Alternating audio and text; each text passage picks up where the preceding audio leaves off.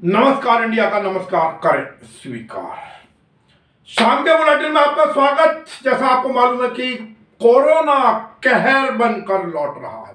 महाराष्ट्र में पिछले 24 घंटे के अंदर 58,993 कोविड के मामले आए हैं, जिनमें 301 लोगों की मौत हो गई है।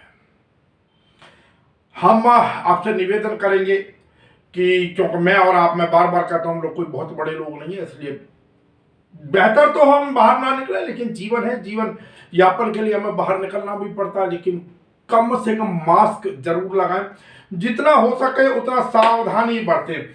और रही दिल्ली, तो दिल्ली के अंदर भी आज 8,000 से ऊपर मामले आए, जिसमें 39 लोगों की 39 लोगों की मौत हो गई है। ऐसे अनेक मामले आ रहे हैं जहां एक साथ कई कई लोगों के जो है अंतिम संस्कार किए जा रहे हैं। बात केंद्र और राज्य सरकारों के बीच में वही रखता कशी। वो कह रहे हैं हमारे पास दवाइयां नहीं है, कोविड के इंजेक्शन नहीं है। केंद्र कह रहा है हमारे पास इंजेक्शन है। कम से कम बिहार के कई अस्पतालों के बाहर नोटिस लगा दिए गए कि कोविड का इंजेक्शन समाप्त हो गया है। तो अब तो कम से कम हर्षवर्धन जी, जो स्वास्थ्य मंत्री हैं, प्रकाश जावड़ेकर साहब जो है कहते हैं कि नहीं, बेवजह आप लोगों को भ्रमित कर रहे हैं, टेंशन फैला रहे हैं, इस प्रकार की बातें कहकर। तो गौर कर ले। और जब अलग अलग बताया जा रहा है महाराष्ट्र में जिस प्रकार कोविड इंजेक्शन की दिक्कत लगभग वो कहते हैं कि मुंह बाए खड़ी है। दिल्ली सरकार भी चाहती है कि ज्यादा से ज्यादा इंजेक्शन सप्लाई किए जाए, और कई स्टेट्स चाहती हैं, कुछ के नाम आ जाते हैं, कुछ के नहीं आते हैं।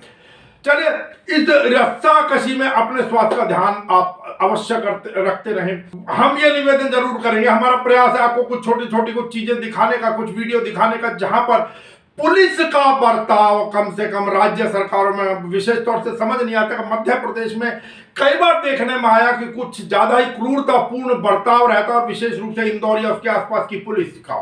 हालांकि कुछ जगहों पर सरकार एक्शन ले लेती है और कुछ जगहों पर नहीं ले पाती है, लेकिन इस प्रकार का बर्ताव पुलिस का वो बिल्कुल निंदनीय है, नहीं होना चाहिए।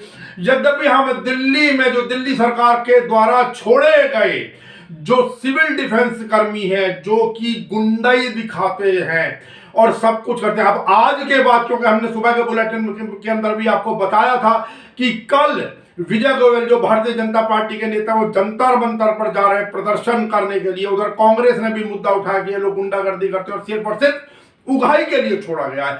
और नमस्कार इंडिया इस बात को अनेकों बार उठा चुका, और इन सबको, कांग्रेस हो, आम आदमी पार्टी हो, केजरीवाल साहब हो, चाहे भारतीय जनता पार्टी, सबसे हमने कहा कि आप आए सड़कों पर आकर, जब तक आप इनके बर्ताव का विरोध नहीं करेंगे तब तक काम नहीं चलने वाला। लेकिन सब ने अपनी अपनी राजनीति चमकानी है।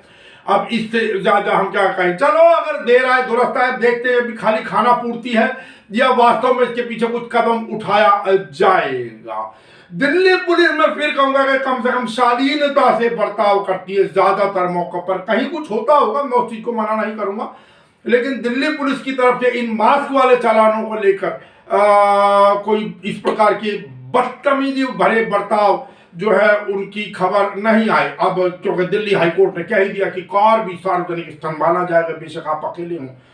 तो देखते हैं उसका पालन कराने के लिए क्या होता है, क्या नहीं होता है। चलिए, और जो इस समय एक और मुद्दा छाया हुआ सबसे ज्यादा, वो वही है कि राफेल का सौदा।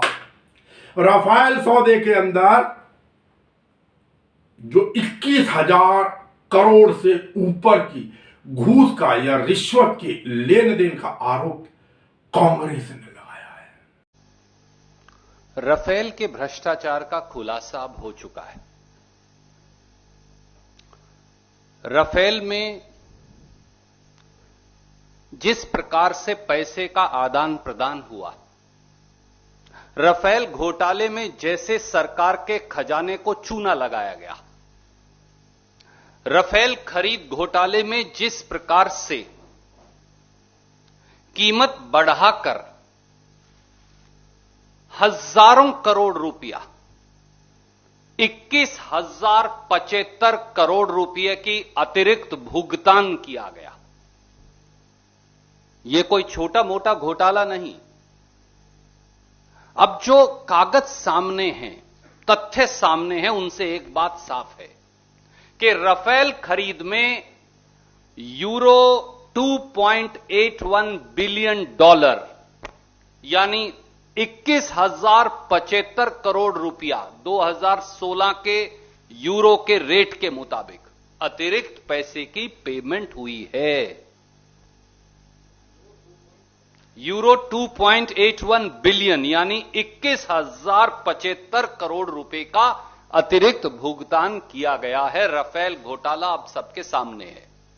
तो दोस्तों एक बात साफ है, देशवासियों एक बात साफ है, ये खाते भी हैं, खिलाते भी हैं और पकड़े जाने पर गुराते भी हैं, चोरी भी और सीना जोरी भी।